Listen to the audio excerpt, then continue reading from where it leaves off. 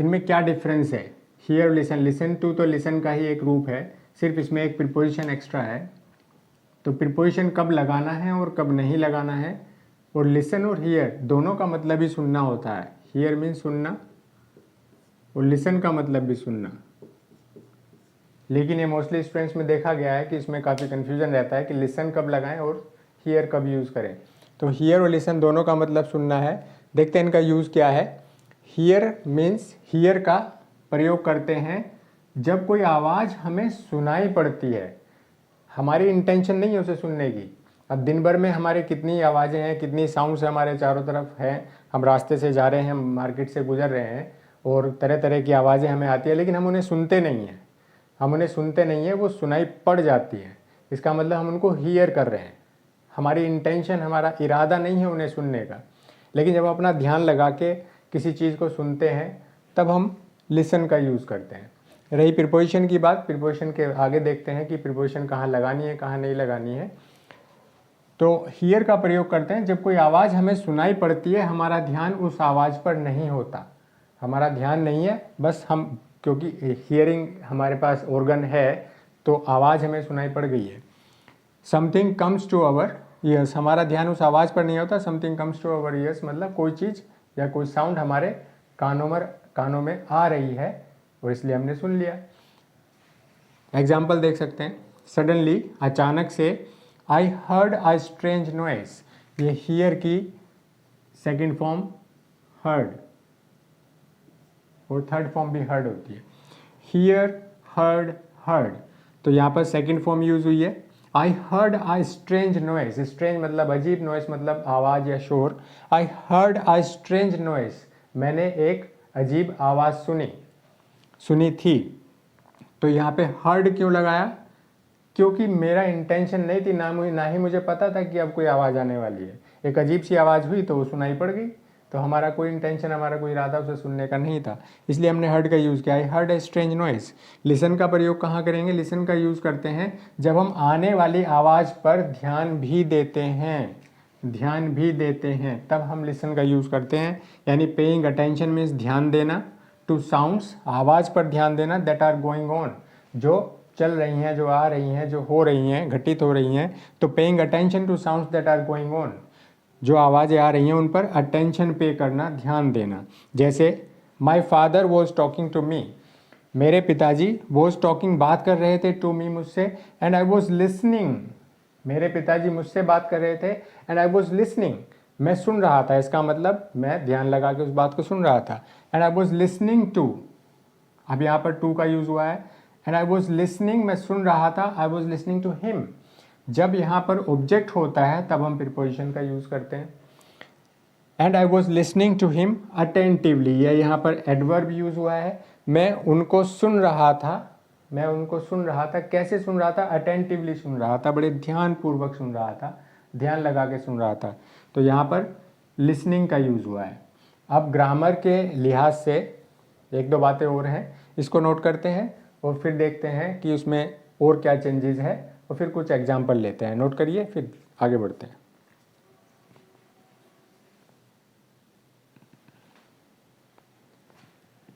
आइए अब देखते हैं हियर में और ऑब्जेक्ट में ग्रामेटिकली अगर हम देखें तो क्या डिफरेंस है इन दोनों में।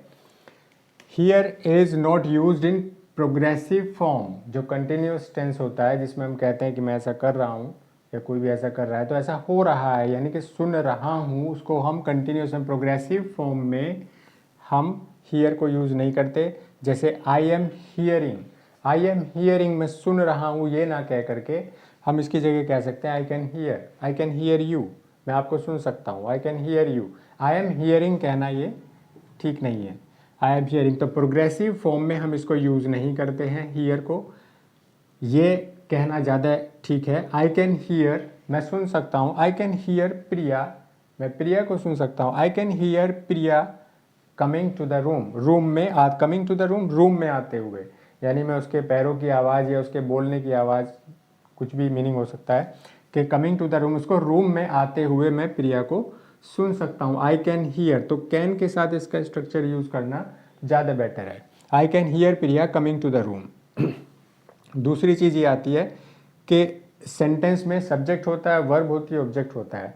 तो अगर लिसन वर्ब है तो इसका इस वर्ब का अगर ऑब्जेक्ट आता है आगे, तो ऑब्जेक्ट होने पर हम टू का प्रयोग करते हैं इसके साथ में प्रीपोजिशन, ये वाला। ऑब्जेक्ट ना होने पर लिसन के साथ में टू को नहीं लगाया जाता। अगर ऑब्जेक्ट नहीं है तो फिर हम टू का यूज़ नहीं करेंगे। जैसे लिसन टू मी, ये इम्पेरेटिव सेंटेंस से सीधे वर्ब से स्टार्ट हुआ है। इसका मतलब इम्पेरेटिव सेंटेंस से कुछ करने के लिए कहा गया है। लिसन यानी सुनो, क्या सुनो? लिसन टू मी, मुझे सुनो। इसलिए यहाँ पर क्योंकि ऑब्जेक्ट है तो यहाँ पर हमने लिसन के साथ टू प्रीपोजिशन का यूज़ किया है, लिसन टू मी। ऑब्जेक्ट ना होने की स्थिति में हम टू प्रीपोजिशन का यूज़ नहीं करेंगे। अगला सेंटेंस, सपोज हमें किसी को कहना है कि सुनो, सुनो के बाद क्या सुनो? मुझे सुनो या किसी और को सुनो या किस बात को सुनो?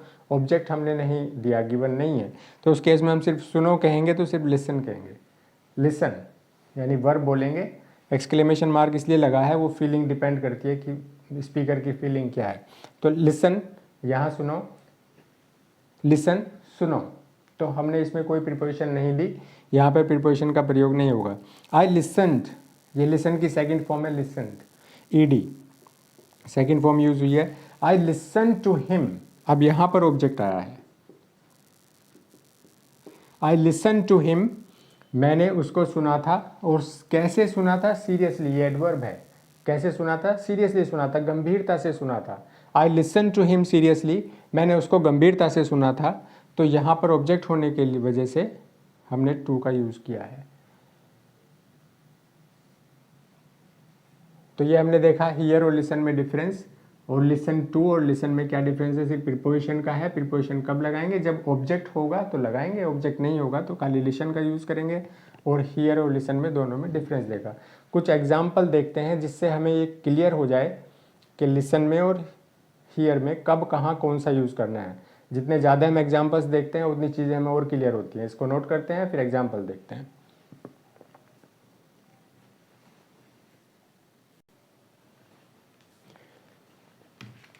आइए कुछ एग्जाम्पल देखते हैं ताकि और क्लियर हो।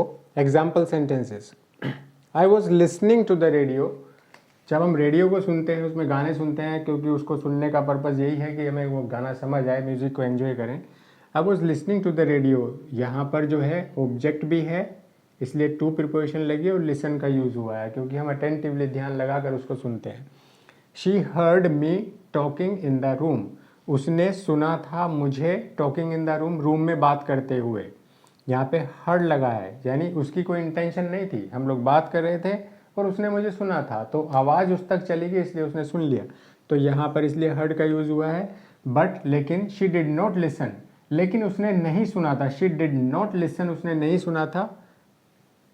लिसन टू, अब टू प्रीपोजिशन यूज हुई है लिसन के साथ, इसका मतलब कुछ ऑब्जेक्ट भी है। तो किस, she did not listen to, उसने नहीं सुना था। किसको नहीं सुना था? व्हाट, यानी जो।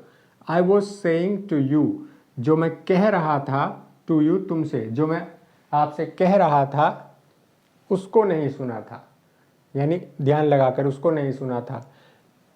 उसने सुना था मुझे बात करते हुए रूम में, तो बात करते हुए रूम में सुना था, लेकिन उसने जो मैं आपसे कह रहा था वो नहीं सुना था, क्योंकि उसका ध्यान नहीं था उस पर, उसने सिर्फ बात करते हुए सुना। तो इसलिए यहाँ पर हर्ड का यूज़ हुआ है, जबकि वहाँ पर लिसन का यूज़ हुआ है। अगला देखते हैं, Neha did not here the phone, Neha ने फ़ोन को सुना नहीं था, सिंपल पास्ट टेंस है, और इसके लिए हमने हियर यूज़ किया है।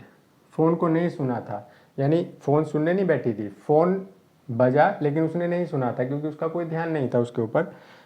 हियर द फोन बिकॉज, क्योंकि she was listening to the radio, because she was listening to the radio, वो रेडियो को सुन रही थी, लिसन कर रही थी, यानी ध्यान लगा के किसे सुन रही थी, इसीलिए टू प्रीपोजिशन आया और ऑब्जेक्ट आपके सामने है। She was listening to the radio, इसलिए यहाँ पर लिसन का यूज़ हुआ है और यहाँ पर हियर का यूज़ हुआ है। आई वंस हर्ड, मैंने एक बार, हर्ड सुना था, मेरा ध्यान नहीं था। ये ऐसे इत्तेफाक हुआ कि मैं कहीं कंसर्ट में था। कंसर्ट होता है संगीत समारोह, जहाँ पर संगीत गाया जाता है, गाना गाया जाता है और संगीत बजाया जाता है, कंसर्ट। तो वहाँ पर मैंने आई वंस, एक बार मैंने हर्ड सुना था, सोनू निगम को सुना था, ये सिंगर का नाम है। मैंने सोनू निगम को कंसर्ट में सुना था। तो सुन लिया, ऐसे ही गए और सुन लिया। यहाँ पर सिंगर की बात हो रही है कि सिंगर को मैंने सुना था। When my father came, जब मेरे पिताजी आए, I was listening to, इसका मतलब लिसन आया है यानी ध्यान लगा के सुन रहे हैं। I was listening to a song of Sonu Nigam. Sonu निगम, पिछले वाले सेंटेंस में सोनू निगम गा रहा था उस कंसर्ट में, मैं भी वहाँ पहुँचा तो मैंने देखा कि यहाँ गा रहा है, तो मैंने सुना था उनको, सोनू निगम को गाते हुए। यहाँ क्या है, जब मेरे पिताजी आए तो मैं क्या कर रहा था, लिसनिंग कर रहा था यानी ध्यान लगा के सुन रहा था, इसीलिए टू प्रीपोजिशन का यूज हुआ है। किसको सुन रहा था, सॉन्ग को सुन रहा था। I was listening to a song of Sonu Nigam, Sonu Nigam का एक पर्टिकुलर गाना सुन रहा था। डिड यू हियर या listen to the news yesterday, क्या तुमने कल न्यूज़ सुनी। अब यहाँ पे दोनों पॉसिबल हैं। सुनी मीन्स आप कहीं बैठे हो, टीवी देख रहे हो, खाना खा रहे हो और आपने सुन ली हो, तो उस केस में आप लिसन हियर भी लगा सकते हैं, मतलब आप अटेंटिव नहीं थे लेकिन फिर भी आपको सुनाई पड़ गया। तो did you hear the news, ये भी हो सकता है, और did you listen to the news, ये भी हो सकता है।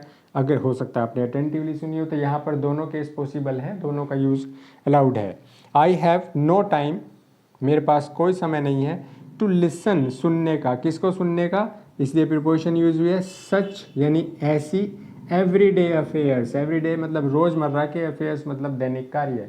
हमारे जो रोज़मर्रा के दैनिक कार्य हैं, ये रोज़मर्रा की इस तरह की चीज़ें सुनने का मेरे पास टाइम नहीं है।